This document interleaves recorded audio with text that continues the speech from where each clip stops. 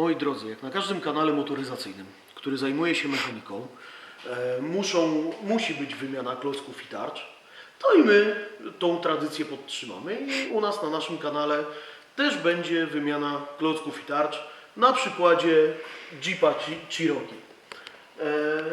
Z przodu to jest układ hamulcowy z zaciskiem typu pięść.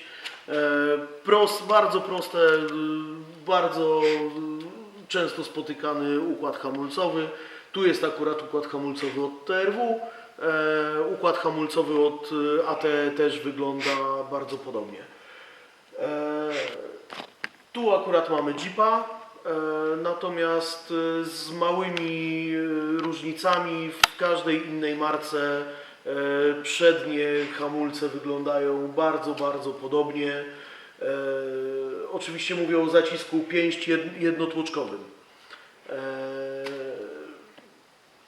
Tak, we wszystkich markach jest to bardzo podobne. Za wyjątkiem Citroena C5, który ma hamulec ręczny, hamulec postojowy na przednim zacisku, co jest praktycznie niespotykane właśnie poza C5. Zrobimy hamulce przód, pokażemy Wam to wszystko z jednej strony auta, w tym wypadku z prawej, dlatego że z lewej jest analogicznie tak samo, kręci się tak samo, dlatego nie ma sensu tego pokazywać. Szkoda materiału i Waszego cennego czasu, żeby pokazywać dwa razy to samo. Przejdźmy na tył. Jedziemy. Jesteśmy z tyłu tego auta. Tutaj, jeśli chodzi o tylny hamulec, między markami jest troszkę więcej różnic.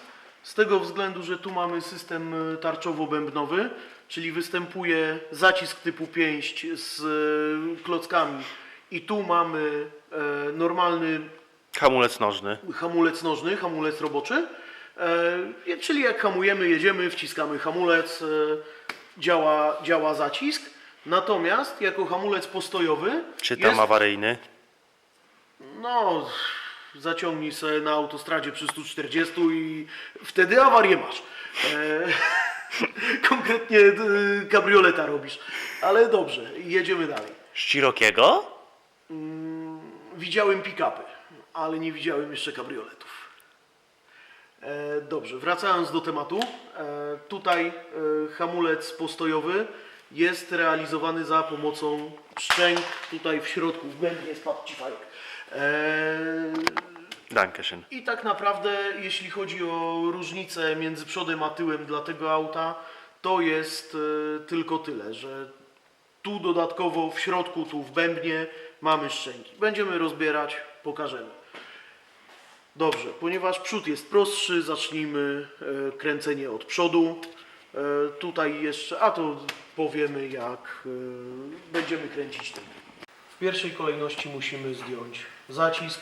Zacisk trzyma się na dwóch śrubach, na łeb 12 w tym przypadku. Częściej jest 13, ale to w zależności od marki, modelu. Producenci sobie różnie to życzą. Odkręcamy. Tutaj polecą nowe klocki, nowe tarcze, więc jakby nie przejmujemy się tym, co jak coś uszkodzimy dodatkowo, to jakby to też nie robi problemu. Tutaj trzeba wejść płaską. Żarotka jest za duża.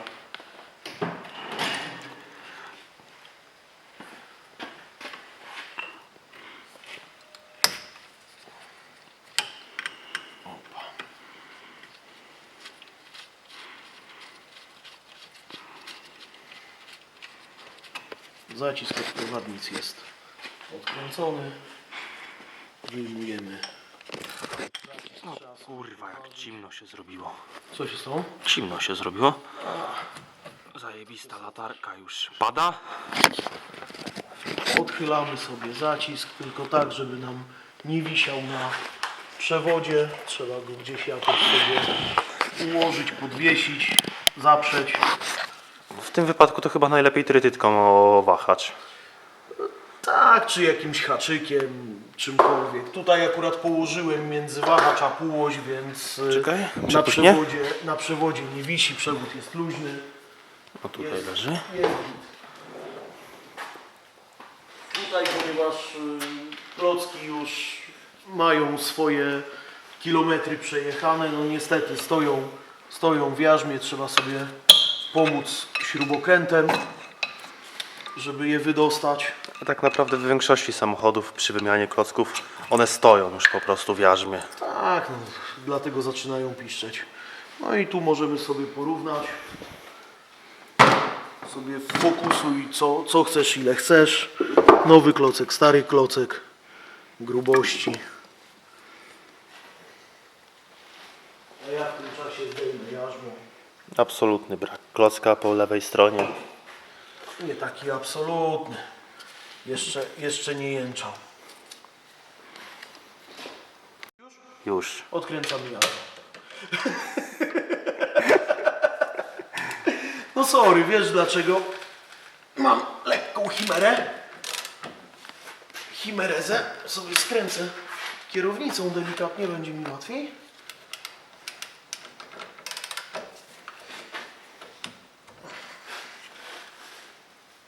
Opa.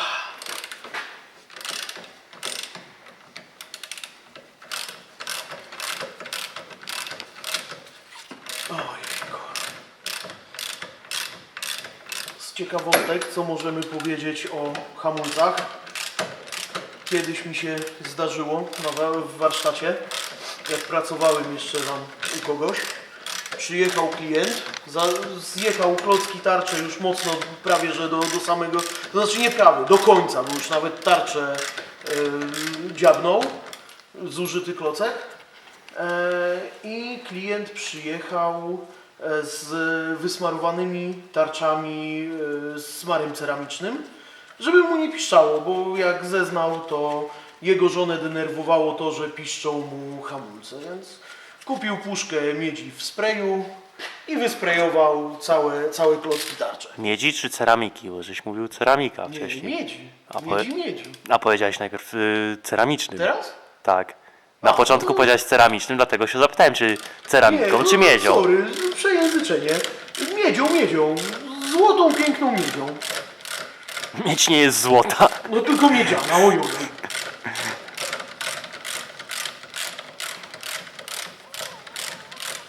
Generalnie tutaj mam nadzieję na troszkę dłuższą serię z tym Jeepem, ponieważ to jest taki przegląd pozakupowy. I wiemy, że tu będzie sporo pracy przy nim, bo tutaj jeszcze klient chce wymianę filtrów, olejów. Olejów, dobra. Jakiś Olei. polonista mnie poprawi. Może i lei. O, jak ładnie. Do wyczyszczenia.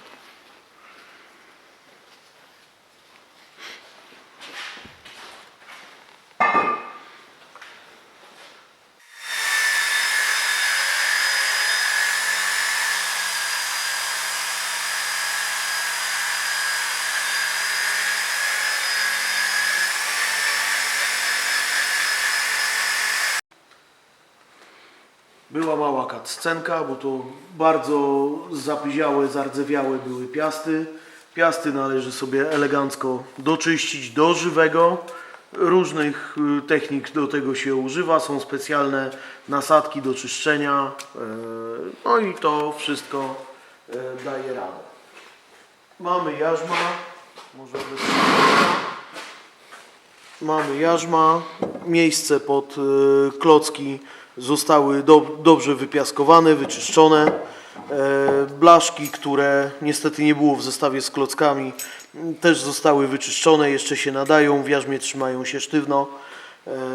Trzeba wyjąć prowadnicę, ja zawsze sobie zapinam jarzmo delikatnie w imadle. Trzeba wyjąć prowadnicę, wyczyścić stary smar.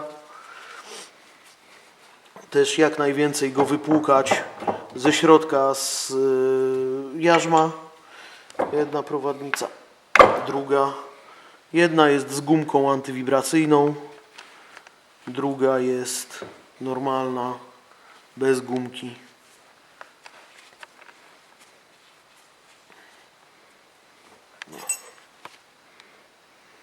W tym modelu akurat ta z gumką jest krótka. Dlaczego? Tak producent wymyślił. Weźmiemy trochę zmywacza, napsikamy. O, świetnie. Ekstrakcję tam masz. Weźmiemy trochę zmywacza do środka. Ja to sobie czyszczę zawsze prowadnicą, która ma w tym chodzić. Bo to chodzi tylko o to, żeby wypłukać. Dzięki. Pardon, ale za cimno.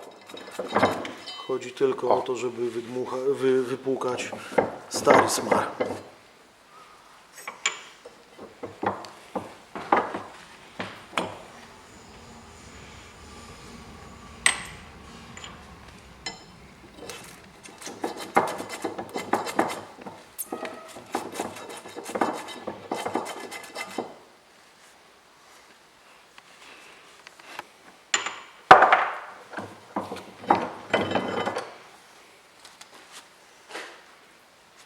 I tyle wystarczy. Resztę wydmuchamy sprężonym powietrzem.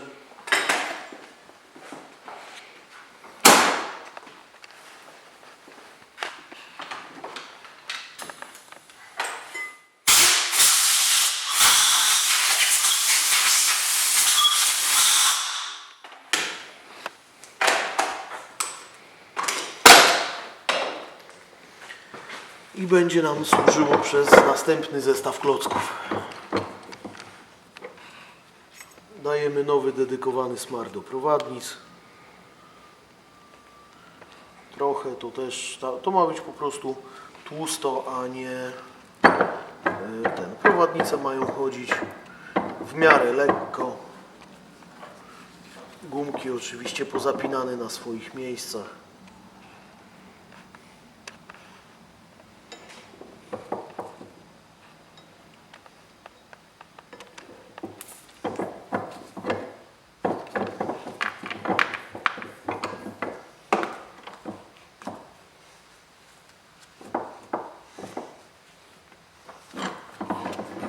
Temat prowadnic mamy załatwiony.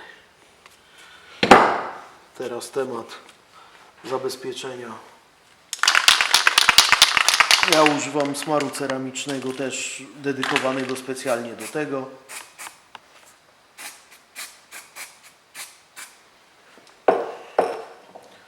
Blaszki antywibracyjne.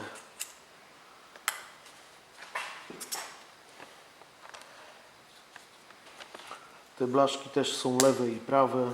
One muszą idealnie pasować w swoje miejsce w jarzmie.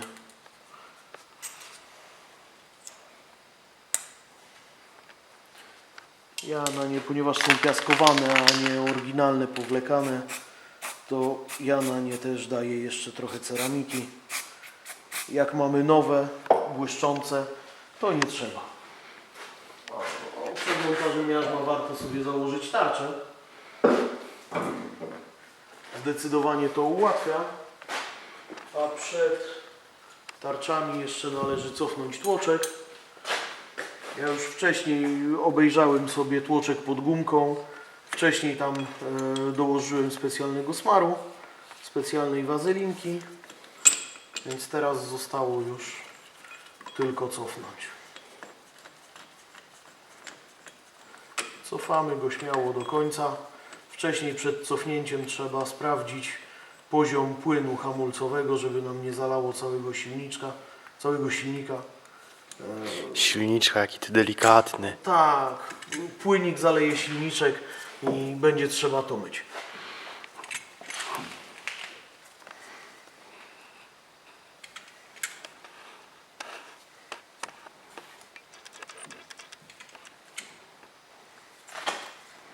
To się wkręca dość delikatnie, bo to jest śruba dedykowana do wkręcania, no to znaczy dedykowana, uniwersalna, ale stworzona do wkręcania tłoczków w zaciski.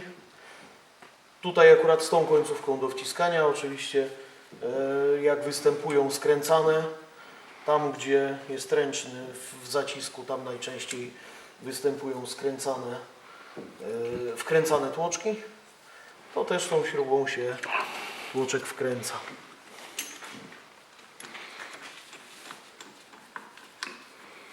Tłoczek jest cofnięty do końca. Można zakładać tarczę, można zakładać jarzmo, klocki, zacisk. Wszystko dobrze poskręcać, koło i tyle. Nowa tarcza na wyczyszczoną piastę. Dla wygody można sobie wziąć śrubę od koła i ją przyłapać, żeby nie latała, nie przeszkadzała.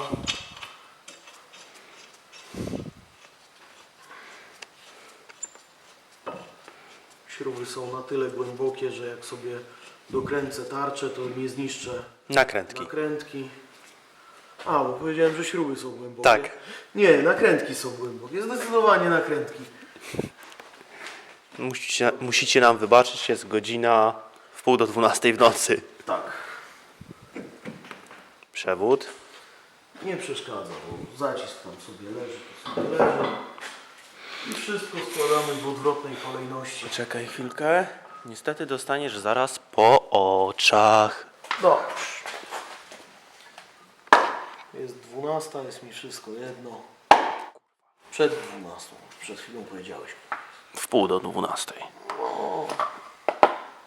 Za 90 groszy. Jedziemy? Dobra, jedziemy. Przykładamy jarzmo. Przyłapujemy palcem, bo to są bardzo ważne śruby. Tutaj też się używa odpowiedniego momentu do kręcenia. Z tego względu, że to jest odpowiedzialność za życie. Dobrze. Już nasadkę muszę wziąć.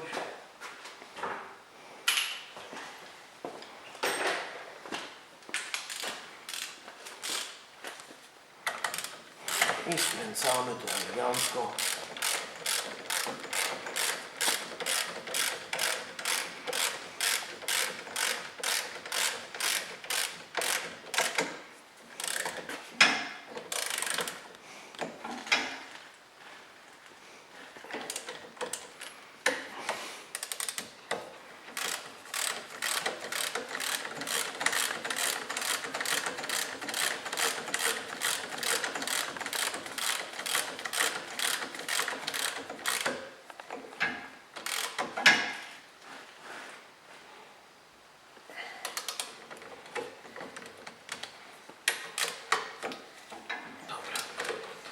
Jarzmo dokręcone. I teraz montaż klocków. To też da się zepsuć. Tu mamy, ta blaszka to jest czujnik zużycia klocków. Zawsze w każdym układzie hamulcowym szybciej zużywa się klocek od strony tłoczka. Dlatego ten sygnalizator dajemy od strony tłoczka. Drugi klocek zewnętrzny tego nie ma.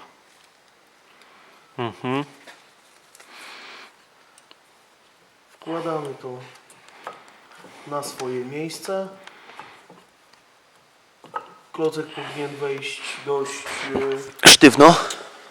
no, z wyczuciem, bo on ma wejść dość ciasno, ale musi się dość delikatnie w jarzmie poruszać.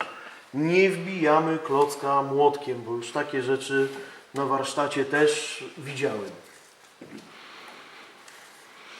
Zakładamy zacisk na swoje miejsce, na prowadnicę. A tu się obróciła prowadnica. Opa.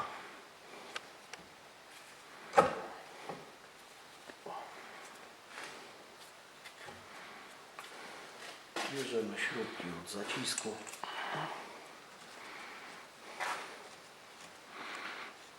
Nie z tej perspektywy. Sorry.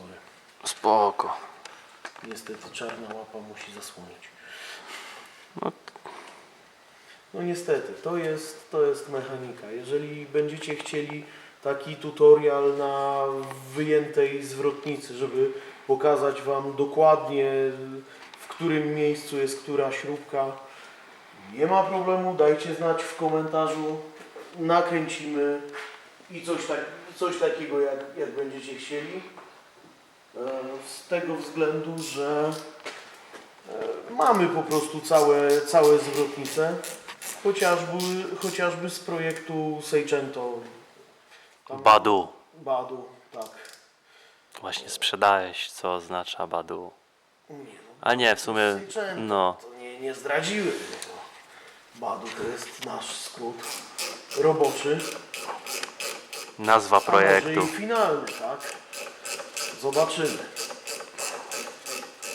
Na razie składamy to tak, jak składamy. Klucze z grzechotką nie służą do dociągania. One służą tylko i wyłącznie do kręcenia. Dociąga się kluczami sztywnymi. Tak samo grzechotka nie służy do odkręcenia. Tak, grzechotka nie służy do zrywania śrub. Sztywnym kluczem sprawdzamy. Jarzmo też trzeba sprawdzić jeszcze sztywnym kluczem.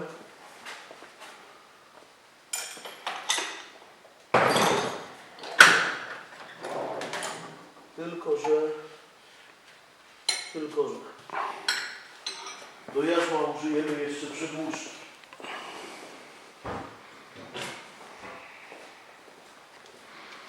Też jak na wielu filmach widziałem, ludzie zapinają klucz o klucz. Jest to metoda, owszem, żeby sobie poradzić, ale wtedy jak zapinamy klucz o klucz, to się rozgina klucz płaski i niestety Traci swój wymiar. traci swój wymiar, tak, później jest łatwo śrubę obrobić. A takie zwykłe narzędzie, przedłużka, nie w tą stronę. Dokręcamy, nie odkręcamy. Tak, generalnie jak sprawdzamy dokręcenie, to dokręcając, a nie odkręcając. To tak Chyba od góry będzie Ci wygodniej założyć. Chyba tak.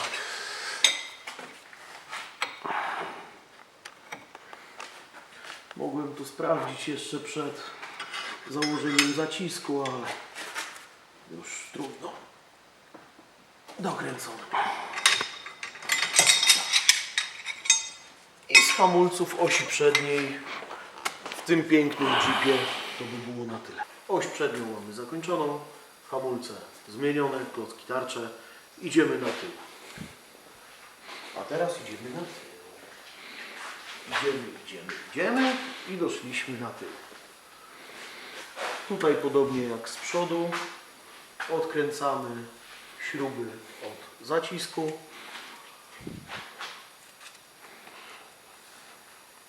Dwie długie śruby. Coś ciężko idzie.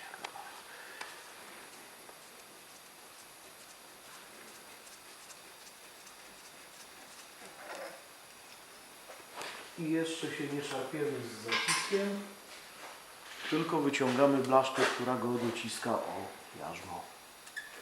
O, cyk. Blaszka wyszła, sprężynka, blaszka, sprężynka. I teraz można zdjąć zacisk. Tu jest dość fajnie, bo zacisk schodzi razem z klockami, a to zaraz przy rozbieraniu wszystko pokażę. Kompresor też lubimy. Kompresor miał, czy przez to, że to jest dmuchawka tylna. Zapomniałem jej wypiąć. Nic się nie stało. Ale tylko, że kompresor wam nie oczy. Dobrze, miałem pod ręką łyżkę. Z łyżką poszedłem gdzieś do Ciebie. Znowu to podważę kluczem. Ajajaj.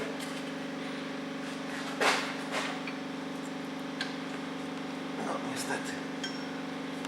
Jest uparta. Ja muszę wziąć łyżkę. Coś pomagało. Muszę sobie odrobinkę cofnąć, żeby zdjąć. Tutaj się nie przejmujemy tym, że cofam tłoczek razem cofam tłoczek bez odkręcenia od połecznika, bo i tak będziemy zmieniać płyn hamulcowy i tak, więc no nic się nie stanie, tak? ten brud, który jest w zacisku, o którym tak każdy głośno mówi, nie dotrze do pompy ABS-u i jej nie zapcha, bo nie. Bo zostanie wymieniony i tak, i tak. Bo płyn zostanie wymieniony, przepompowany. To są bardzo istotne prowadnice dla zacisku, dla klocków. Niby zwykła blaszka, ale taka niezwykła. Nie w tej chwili, ale generalnie zastosujemy nowe, bo przy wstępnych oględzinach nie spojrzałem, że są tak bardzo zużyte. Tutaj klocek mogę zniszczyć, tą sprężynkę dociskową. Będzie łatwiej mi go wyjąć. O, motylek.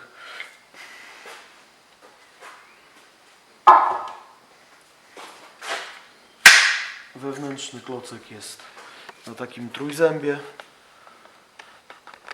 który wchodzi w tłoczek. A to powoduje tylko tyle, że on się nie klocek przemieszcza. lata i nie wibruje, nie będzie piszczał. Jakby z zacisków to jest dokładnie to samo, co było Z przodu. z przodu, z tą różnicą, że tu jest jarzmo niedemontowalne, tu jest jarzmo razem z flanszą, z końcówką mostu. Zdejmujemy tarczobęben i mamy pod spodem szczęki, które też będziemy wymieniać na życzenie klienta.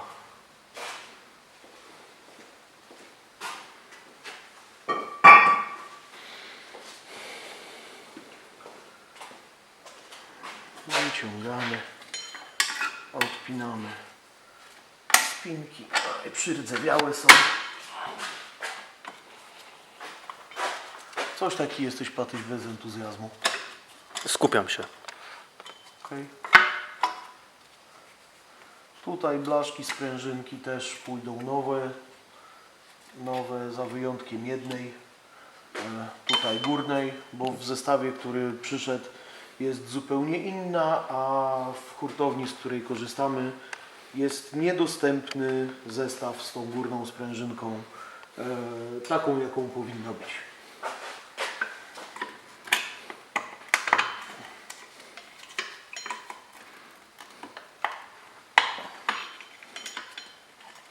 No niestety, jest to wszystko pordzewiałe i stawia czynny opór, ale to nie z takimi oporami sobie radziliśmy.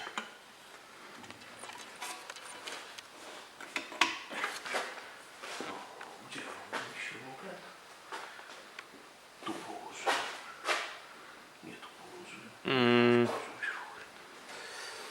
No to już jest zmęczenie i po wczoraj, i po dzisiaj to już jest po prostu drobne zmęczenie.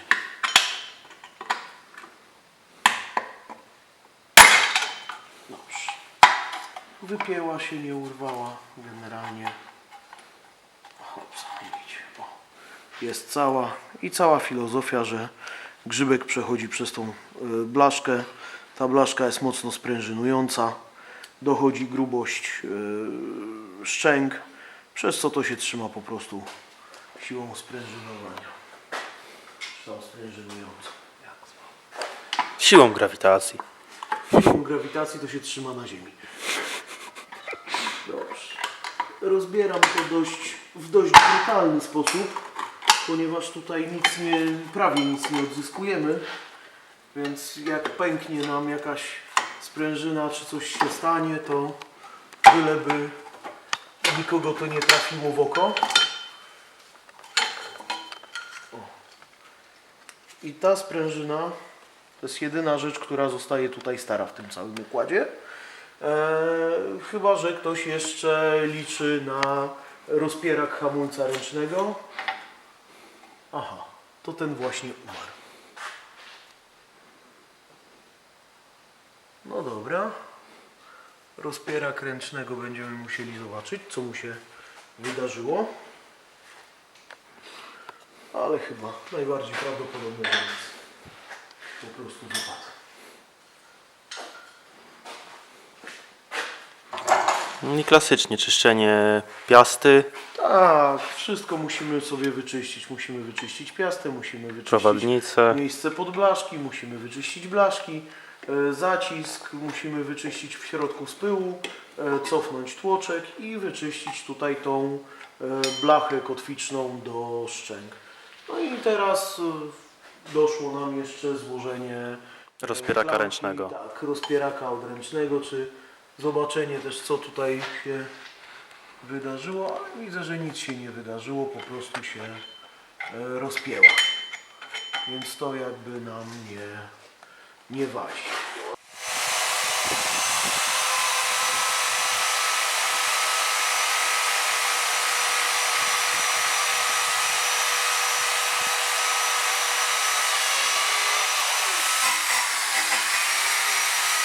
Po wyczyszczeniu tego wszystkiego składamy z powrotem wszystko w odwrotnej kolejności niż żeśmy rozbierali.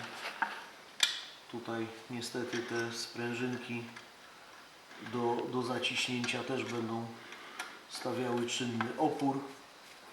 Są do tego jakieś tam specjalne narzędzia, ale one niestety nie działają najczęściej. To po prostu trzeba odrobinę siły i godności osobistej. A przede wszystkim godności osobistej. No właśnie, wziąłem sobie za szeroki popychacz, wezmę cieńszy śrubokręt, wtedy powinno pójść lepiej.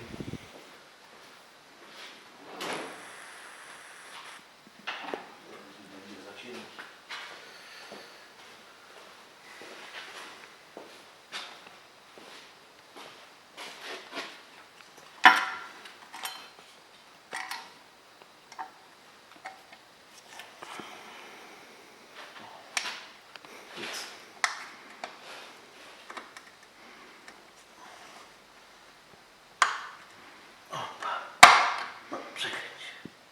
Przekręciła się, delikatnie nam trzyma, poprawiamy sobie kombinerkami, oto, żeby bolec był tutaj nie wzdłuż otworu, tak jak jest teraz, Tylko w poprzek. tylko w poprzek. Bo tak to się może przy pierwszym hamowaniu wszystko rozpiąć i zablokować bęben. A przy okazji sobie obrócę wszystko tak jak chcę. O. Hyc. O. I jest w poprzek tak jak miało być.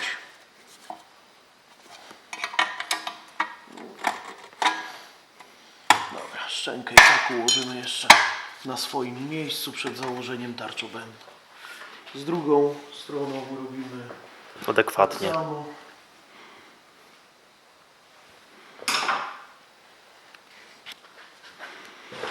Przekładamy bolec przez otwór w tarczy kotwicznej, przez otwór w szczęce. Zakładamy sobie sprężynkę. Ciach. Jakby to jest ciężko pokazać, bo Jest bardzo ciężko pokazać, bo jest miejsca na mniej niż jedną osobę. O, tak, spróbujemy to odsunąć. Ciach, o, zapięte, ustawiamy na swoim miejscu. O, tak żeby było, ja to zawsze ustawiam tak, żeby było wzdłuż szczęki, żeby, żeby nie wadziło gdzieś tam o jakieś różne inne elementy. Co nas- Zakładamy rozpierak, sprężynkę dolną, czekaj, o teraz. czarny na czarnym. Dobrze. To jak już wyostrzyłeś, Nie wyostrzyłem, tylko wyłączyłem nagranie, bo zdjęcie mi zrobiło. to zakładamy sprężynkę. Hops. Tutaj oczywiście gwint jest sprawdzony, wszystko chodzi łatwo, lekko, byleby na swoje miejsce.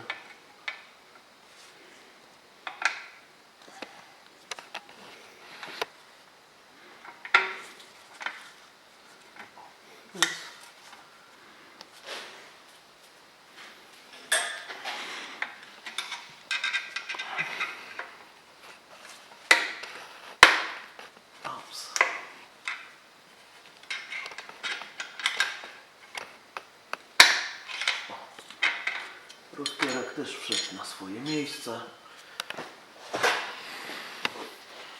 Tak naprawdę górna sprężyna została, czy już założyłeś? Nie, górna sprężyna została założona razem ze szczękami. A, Ja ją zakładam zawsze na początku. No, tak się nauczyłem i tak robię. jest tutaj założona, żeby nie było. Tak. No i rozpierak jest poprawiony, tak? To co wypadło jest założone na swoje miejsce. Szczęki wstępnie leżą w miarę równo. Tak jak mają leżeć. Można zakładać tarczobęben. Wyregulować wstępnie ręczny. Klocki, zacisk. I tyle. Tarczobęben.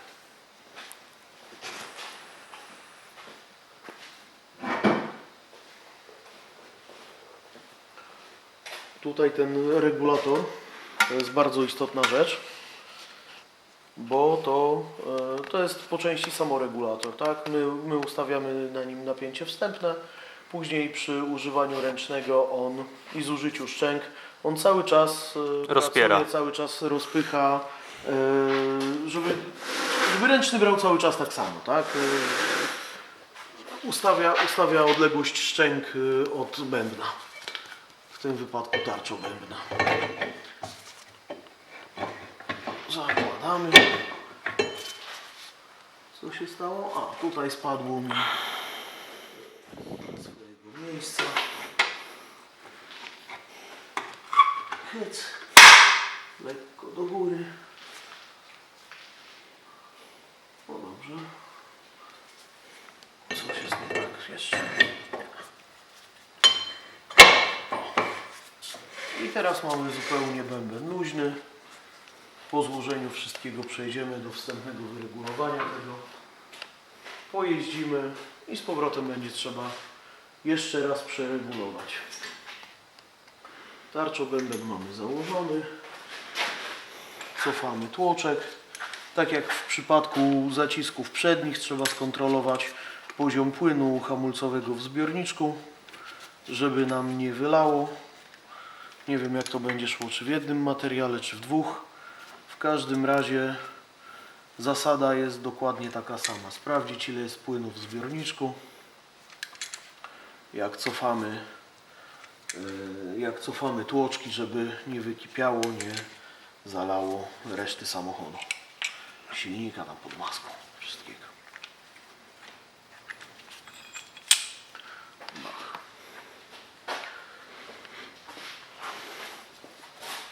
Tutaj w tym przypadku mamy jeszcze blaszki ślizgowe, podkładki pod klocki. Ja je sobie przesmaruję, żeby nie rdzewieły. I żeby się nie przypiekło tak naprawdę nic. No, za szybko przynajmniej. Jedna idzie tu, druga idzie tu. O, troszkę trzeba im pomóc.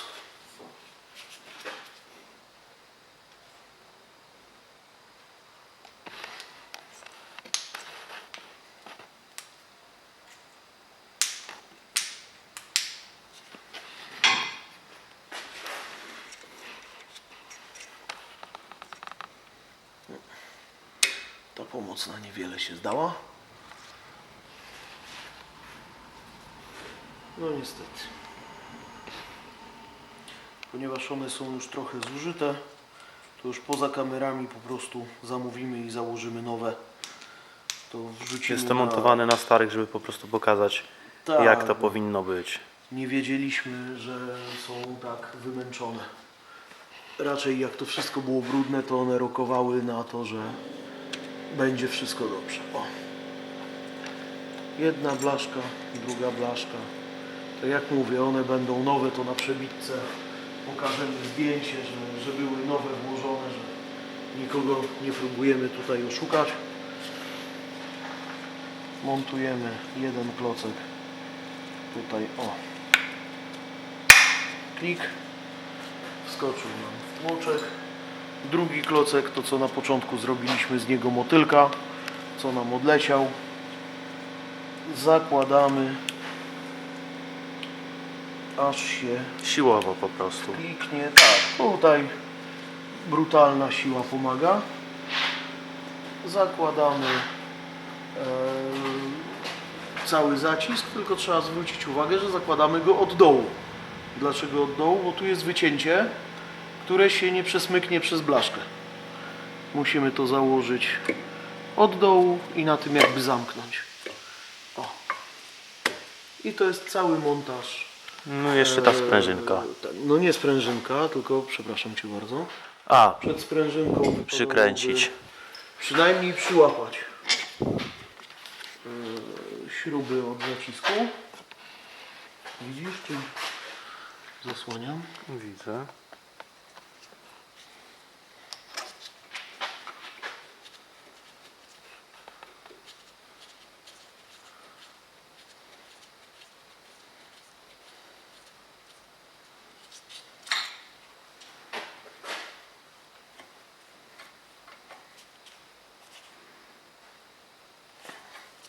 I tak samo jak przy zaciskach przód, dokręcamy to z wyczuciem. Jak nie mamy wyczucia, to w instrukcji możemy znaleźć konkretne momenty dokręcenia zacisku, prowadnic zacisku.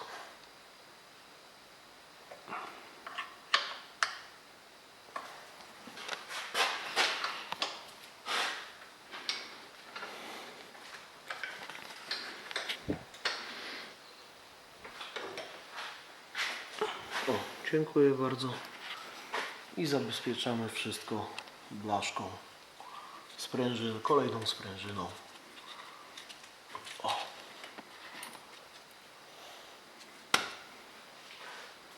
I tyle. Tak naprawdę to już jest prawie wszystko. Prawie z tego względu, że trzeba się autem przejechać i trzeba wyregulować hamulec ręczny. Hamulec ręczny postojowy. Reguluje się tutaj od tyłu.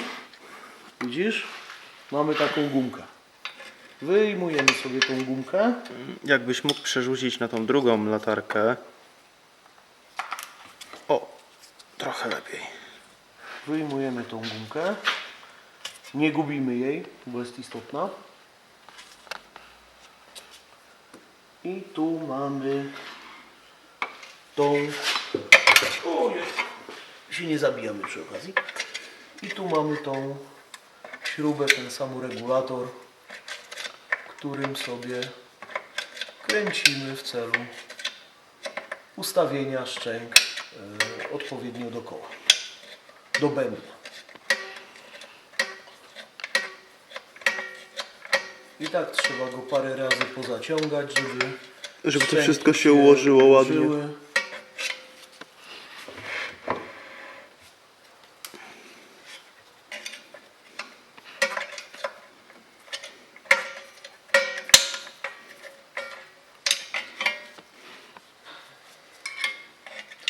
Niestety nie jest to komfortowe kręcenie. Można sobie na początku rozkręcić na czuja, wachlując bębnem, zdejmując go, zakładając. Tak, no mniej więcej, żeby suwliwie wszedł z jakimś tam drobnym oporem. Natomiast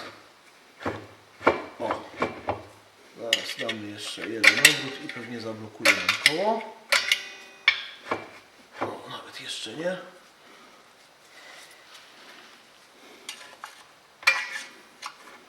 Bo to różnie doświadczenie mówi.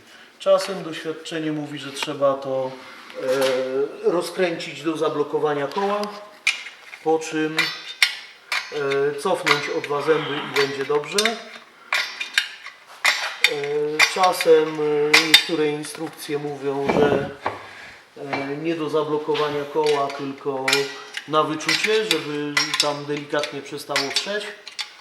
A prawda jest taka, że się to reguluje już na wyczucie. O! Jeszcze troszkę. Tak, tylko tarsza nam trochę tu się zsunęła. Bo to się powinno z kołem regulować. Dobrze, ja na razie bym to zostawił. Przejechał się, sprawdził jak wysoko trzyma hamulec postojowy. I w sumie I tyle. tak naprawdę skończyliśmy serwis hamulcowy. Taki dość rozbudowany, bo teraz coraz rzadziej się zdarza, że jest z tyłu tarczobęben. Nie wiem dlaczego producenci od tego odeszli. Częściej się zdarza, że jest albo sam bęben przy małolitrażowych autach, albo sama tarcza z hamulcem ręcznym realizowanym przez zacisk. Także to różne modele różnych aut różnie to mają. My żeśmy przy Jeepie hamulce skończyli. Tak jak wspominałem, jak przyjdą nam jutro nowe blaszki, to założymy nowe blaszki, zrobimy zdjęcie, wrzucimy zdjęcie, że są wymienione. Bo tak jak widzieliście, te są za luźne. One nie powinny być takie luźne. One Takie powinny wchodzić dogięcie- sztywne. Takie dogięcie kombinerkami to jednak nie jest coś, co do mnie przemawia. Ja wolę, żeby to było tak, jak oryginał chciał. Dlatego to będzie wymienione. Dziękuję bardzo za uwagę. Fajnie się to dla Was nagrywało. Mam nadzieję, że się podoba. Jeżeli chcecie więcej takich materiałów, dajcie znać w komentarzu, co chcecie następne zobaczyć, na jakim aucie. Jeżeli do nas na warsztat takie auto przyjedzie i będzie wymagana taka usługa, bardzo chętnie to ogramy i Wam pokażemy. Trzymajcie się. Cześć. Na razie.